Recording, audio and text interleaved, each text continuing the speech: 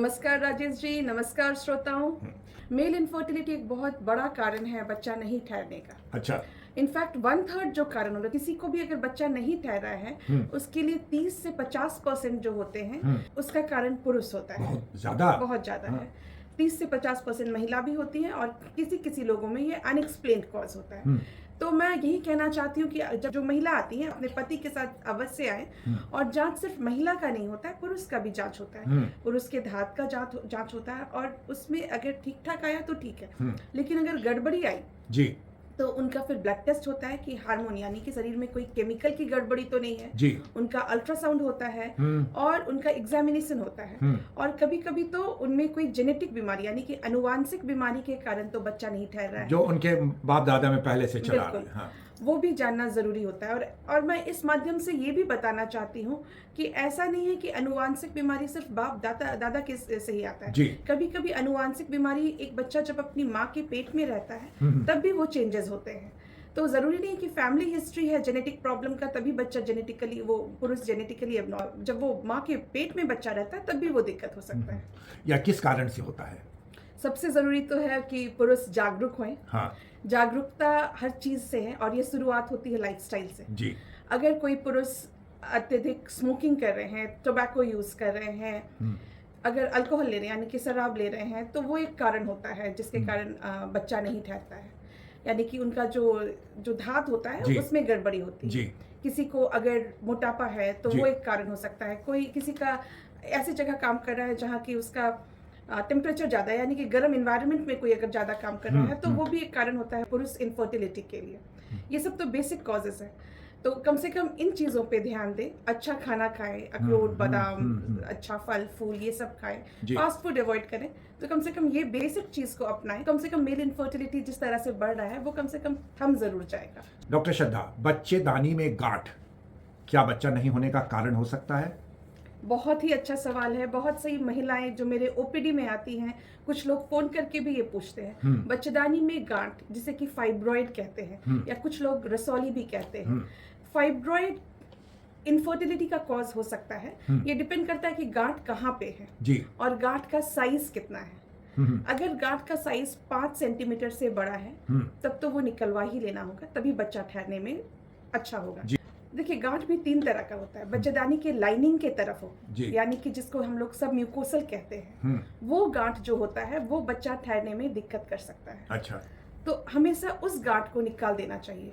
कोई कपल कोशिश कर रहा हो बच्चा ठहरने का जी। लेकिन अगर गांठ 5 सेंटीमीटर से कम है और बच्चेदानी के मसल में है जिसे कि हम लोग इंट्राम्यूरल कहते हैं, या बच्चेदानी के बाहरी हिस्सा में है जिसको हम लोग सब सेरोसल कहते हैं, अगर उस तरफ है तो यूजुअली वो गांठ दिक्कत नहीं करता है। और बहुत लोगों को प्रेगनेंसीज ठहरता है विद फाइब्रॉइड। इसलिए मैं ये बताना चाहती हूँ कि आप अपने आईवीएफ स्पेशलिस्ट से मिले और आपका फैमिली कंप्लीट नहीं हुआ है तो बच्चेदानी निकालना कभी आपके लिए ऑप्शन नहीं है।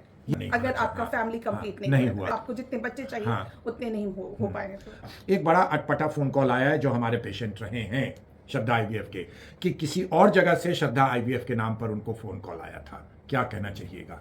ये तो बहुत दुखद है अगर कोई हमारा नंबर मिसयूज कर रहा है।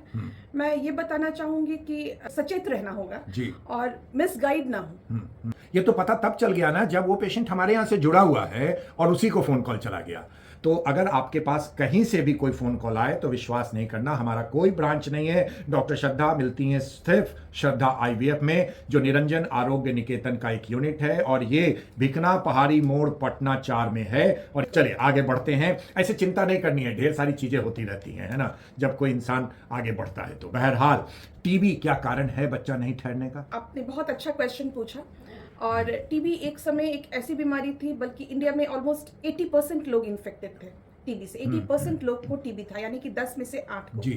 एज अ डॉक्टर हम लोग बहुत थैंकफुल हैं to the government of India also, क्योंकि गवर्नमेंट ऑफ इंडिया का जो टीबी का जो प्रोग्राम था, टीबी इरेडिकेशन प्रोग्राम, टीबी हटा तो नहीं लेकिन टीबी काफी मात्रा में कम हो गया है। और इसका एक कारण ये था कि सबों को जांच किया गया और सबों को दवाई पड़ा। तो दवाई पड़ा तो कम से कम उनका टीबी तो कंट्रोल हो गया। अब उनसे दूसरे इंसान को तो टीबी होने का चांस बहुत कम है, लेकिन जिसको टीबी हो गया तो टीबी का जो कीटाणु होता है वो बच्चेदानी में जाता है। और वो किस जगह को इन्फेक्ट कर रहा है, बच्चेदानी को ग्रसित कर दिया है या ट्यूब को ग्रसित कर दिया है, उससे भी बच्चा ठहरने में दिक्कत होगी। किसी ने दवाई, बेशक टीबी का जो कोर्स होता है वो बीच में भी छोड़ देते हैं और कुछ लोग पूरा भी करते हैं, लेकिन टीबी अगर हो चुका है तो और बच्चा नहीं ठहर रहा है तो आपको आईवीएफ के डॉक्टर से ज़रूर मिलना चाहिए, क्योंकि टीबी अगर ट्यूब में इन्फेक्ट कर दिया है तो ट्यूब यानी कि नली जो होती है वो ब्लॉक हो जाती है। ये तो अब हम सभी जान चुके हैं कि बच्चा ठहरने के लिए महिला का अंडा और पुरुष का जो कीड़ा है वो नली में ही मिलता है, यानी कि ट्यूब में मिलता है, और टीबी सबसे ज्यादा ट्यूब को ब्लॉक करता है। तो अगर उसका ट्यूब ब्लॉक हो चुका है टीबी के कारण और दवाई खा चुकी है और फिर भी टीबी के कारण अगर ब्लॉक हो चुका है, तब तो उसको बच्चा सामान्य तरीके से नहीं ठहर सकता है, उसको बच्चा आईवीएफ से ही ठहरेगा।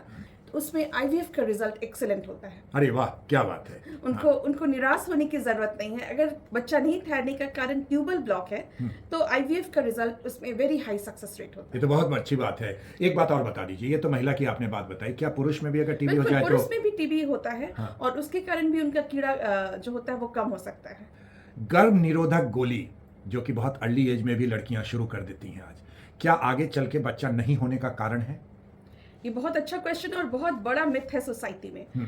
आजकल लड़कियों में अवेयरनेस बहुत चुका है, बहुत ऐसी लड़कियां हो जिनकी कम उम्र में शादी हो जाती है और वो लोग फैमिली प्लान करते हैं। इसलिए अगर जो गर्भ निरोधक गोलियां खा रही हैं वो खाएं, वो बेबाक होके खाएं, उससे इनफर्टिलिटी नहीं हो सकता है। लेकिन साथ में मैं ये भी बताना चाहती हूँ, अगर वो दवाई छोड़ दी है और उनको बच्चा नहीं ठहर रहा है तब तो फिर कोई दूसरा कारण है जिसके कारण बच्चा नहीं ठहर रहा है। तो अब आप अपने इनफर्टिलिटी स्पेशलिस्ट से मिलेंगे और बाकी क्या कारण हो सकता है उसको ढूंढना होगा, इलाज कराना होगा और बच्चा करना होगा।